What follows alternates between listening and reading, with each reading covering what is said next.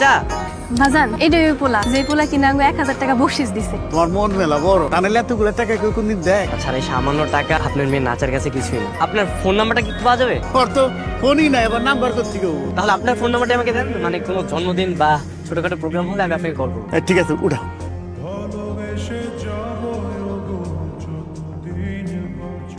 তোমাকে তো আমি খুঁজতেছিলাম। আচ্ছা ঠিক আছে, তুমি বাইকে ওঠো, তোমাকে পৌঁছে দেবো। না না লাগবো না। এরকম পালার ছেলে কেন? আপনি আনাইছেন কেন?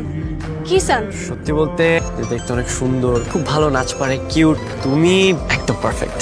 আমি তোমাকে ভালোবেসে ফেলেছি, আর বিয়ে করলে আমি তোমাকে করবো। এটা আমার কই লাভ নাই। আমার বাজান আমার যা কইব আমি তাই করব। এই মেয়ে দাঁড়াও, আমি আমার মা বাবাকে নিয়ে আসবো এর প্রস্তাব নিয়ে। বাজান ওই দিনকার নাচের পরে একটা পোলা 1000 টাকা বকশিস দিল না, ওই পোলা নাকি আমার বিয়ে করতেছে। পোলাটা দেখে তো মনে হচ্ছে বড় লোকের পোলা। তুমি কিন্তু আমার অনেক কোনো বিয়ে শাদী দিবা না, আমি কিন্তু অনেক কোনো বিয়ে শাদী করতাম না। মারে বিয়ে শাদী করবি কি করবি না, তুই করে তো হইব না। সব কিছু পোড়ালা ঠিক করে রাখছে, কপালে লেখা থাকলে হইয়াও তো পারে।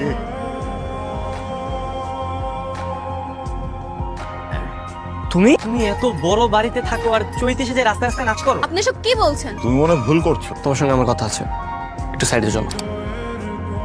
আমি তোমাকে খুব ভালো করেছি, তুমি রাস্তায় রাস্তায় নাচ করো আর তোমার বাবা যে গলায় ঢোল ঝুলিয়ে ডুগডুগি বাজায়। ও ভাই দেবে, আমি তো তোমাকে দিন টাকাও দিলাম, তুমি সবকিছু অস্বীকার করতেছো। কিসের টাকা আর কিসের কি? দেখুন আমি আপনার কোনো কথাই বুঝতে পারছি না। আপনি যা বলছেন আমার মাথার উপর দিয়ে যাচ্ছে। আমি আপনাকে ভালোভাবে বলছি, আপনি আপনার চোখের ডাক্তার দেখান। How is it possible? মানে তোমার তো একটা ঝামেলা আছে।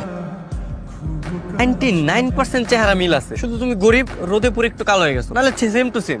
আপনার মেয়ের কি কোনো জমজ বোন আছে বলেন তো? জমজ হইব কোত্থেকে? ওর তো কোনো ভাই বোন নাই। আচ্ছা বিশ্বাস করবেন না, চৈতির মতো সেম টু সেম দেখতে একটা মেয়েকে আমি দেখছি। মানে দুজনকে যদি পাল্টাপাল্টি করেন না, তারপরে কেউ বুঝতে পারবে। আপনি থামেন তো, আপনি ওখান থেকে চলে যান। আপনি আমার উপর থেকে কি সব উল্টাপাল্টা কথা কইতেছেন, আমার মাথা পুরো বিগড়াই দিচ্ছে। ঠিক আছে যাচ্ছি, কিন্তু তোমার মতো সেম টু সেম দেখতে যে মেয়েটা না, তোমার সামনেই নিয়ে আসবো, তখন বুঝতে পারবো। দেখতে তো পুরো আমার মতোই। রাখো তুমি। উনি আমার কতবার কইছে, আমি তো বিশ্বাস করি না। হতে পারে আমার সাথে ফেসের মিল আছে, তো ও কোথায় আর আমি কোথায়? সামান্য একটা বস্তির মেয়ে। বলো তো, তুমি আমাকে বিয়ে করবে না? বিয়ে করবো মানে? উনি তো আমারে বিয়ে করতে চায়। সামান্য 2 টাকা তোমার বস্তিতে থেকে তুই বড় ঘরের বউ হওয়ার স্বপ্ন দেখছিস? মোটেও স্বপ্ন দেখছো না। তার থেকে বড় বিষয় হচ্ছে তোমাদের দুইজনের পরিচয়টা জানা, আর হচ্ছে তোমার বাবাকে প্লিজ একটু জিজ্ঞেস করো, আমি কিন্তু কালকে এসে শুনতে আসবো। তুই যখন বলছিস দেখতে একরকম, তাহলে রিবাকেই বিয়ে কর, একই তো চেহারা। বাবা দুজন একরকম দেখতে হলো, তাদের চরিত্র একরকম না। চৈতি অনেক বিনয়ী, অনেক সহজ সরল। যদি বস্তির মেয়েকে বিয়ে করিস, তাহলে ওই বস্তিতে শ্বশুর বাড়িতে গিয়ে তোকে থাকতে হবে। এই বাড়িতে জায়গা হবে না তোমার, আমার কোনো ধন সম্পদে তোমার কোনো অংশীদার থাকবে না। বোঝাও তোমার ছেলেকে। তোর তো খুব লোভ, তোর লোভ কমানোর জন্য আমার এখানে আসতে হয়েছে। আজকে তোকে আমি বড় ঘরের বউ হওয়ার শখ মিটিয়ে দিব। যা। আজকের পর থেকে যদি কখনো আমি শুনি তুই আরিয়ানকে আবার বিয়ে করতে চেয়েছি, ওদের জানে মেরে ফেলবো। মন চাচ্ছিল মেয়ের একদম মাথা ফাটাই দিই। কত বড় সাহস তোমার গায়ে হাত দেয়? আমরা গরিব ঘরের মাইয়া, সমস্যা নেই, এগুলো আমরা সহ্য করতে পারি। আমি আর কোনো দিনও বিয়ে করবো না। ও যত যাই কিছু করো কোনো লাভ নেই। আমি তোমার বাবার সাথে দেখা করতে চাই, ওনার সাথে আমি কথা বলবো। চল। বাজারের কাছে যাই কি? আরে আসো তো, পরে দেখা যাবে, চলো। তুমি যার কথা কইতেছ ওই লোকটার নাম কি? ওই যার মেয়ে আমাকে চৈতির মতো দেখতে। তোফায়েল আহমেদ। এই যে চাচা। এবার বুঝা ফেলাইছি, উনি আমার বন্ধু আছেন। 2 নম্বরই কাজ কাম করে অনেক টাকা পয়সার মালিক হয়ে গেছিল। তারপরে চৈতির নানারে কইয়া চৈতের মায়ের বিয়ে করে। এই সন্তান হওয়ার পরে তোফায়েল আহমেদের অত্যাচার আর বাইরে যায়, মানসিক শারীরিক নির্যাতন শুরু করে। সেই নির্যাতন সহ্য করা না পারি চৈতির মা কইচিরে নিয়ে আমার কাছে চলে আসে। তারপরে আমি তারে বিয়ে করি। বাজান, মা, তুমি আমার আসল বাজান না?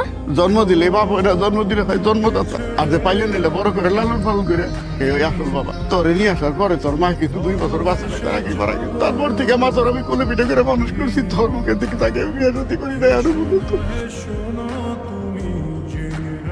মানুষ কতটা কাপড় শুলে তার স্ত্রীকে এতটা মারধর করতো। আরে কি বলছিস তুই এসব? ঠিকই বলছি, চৈতি আর রিবা এক মায়েরই যমজ বোন। তোমাকে এটা কে বললো? হাকিম চাচা। অনেক তো পাপ করেছেন, এখন ভালো হয়ে যান।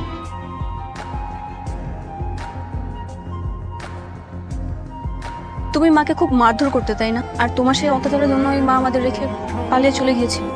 চৈতি আমার নিজের বোন। তুই যদি তখন মাকে না তাড়িয়ে দিতে, তাহলে আমরা আজকে একসাথে থাকতে পারতাম। এখন খুবই অনুতপ্ত তোর মাকে হারায়। ঠিক আছে, তোর অভিযোগ কিছুটা হালকা করে দিব। তুই যাকে ভালোবাসিস ওর সাথে তোর বিয়ে দিয়ে বাকিটা তুই বাবা হিসাবে আমাকে ক্ষমা করে দিস। কিন্তু বাবা চৈতি, ওর কথা ওর বাবাই ভাববে, সেটা নিয়ে তুই চিন্তা করিস না মা।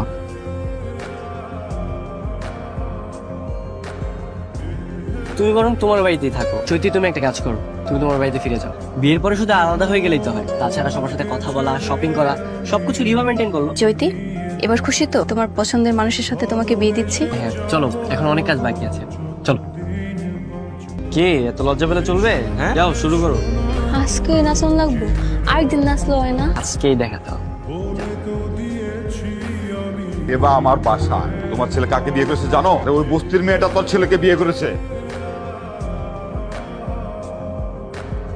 আমার ছেলের সাথে ওই বস্তি চৈতি এই ঘরে। ঠিক আছে, চলতে আসে, কোনো অসুবিধা নেই। তোমার ছেলেকে বিয়ে করছে না, তুমি মেয়েটাকে দেখে নাও, তুমি দেখবে যে তোমার ছেলে এই মেয়ের সাথে ভালো থাকবে। আহা, শোনো।